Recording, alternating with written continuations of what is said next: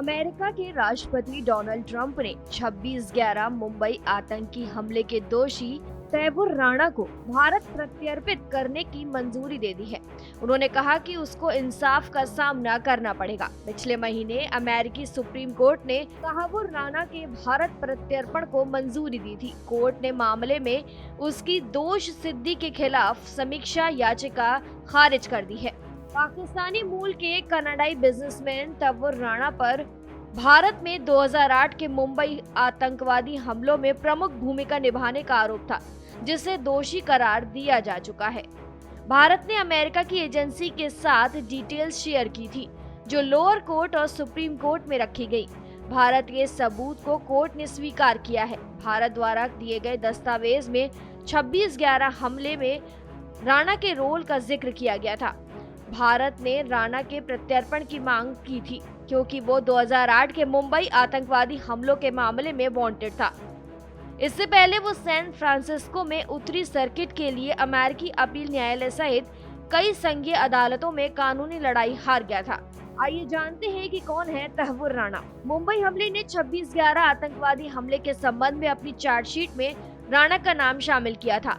उस पर पाकिस्तान की खुफिया एजेंसी इंटर सर्विसेज इंटेलिजेंस और आतंकी संगठन लश्कर-ए-तैयबा के एक्टिव मेंबर के रूप में काम करने का आरोप है।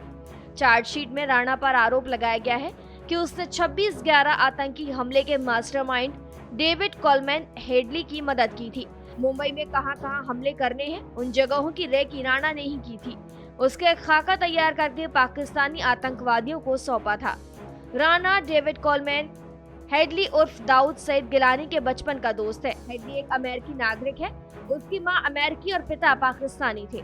अमेरिकी अधिकारियों ने अक्टूबर 2009 में उसे शिकागो से गिरफ्तार किया था। हेडली को अमेरिकी कोर्ट ने 24 जनवरी 2013 को मुंबई हमलों में शामिल होने का दोषी मानते हुए 35 साल की जेल की सजा सुनाई थी। राणा ने पाकिस्तान के हसन अब्दाल कैडेट स्कूल में पढ़ाई की है, जहां हेडली भी अमेरिका शिफ्ट होने से पहले 5 साल तक पढ़ाई किया करता था।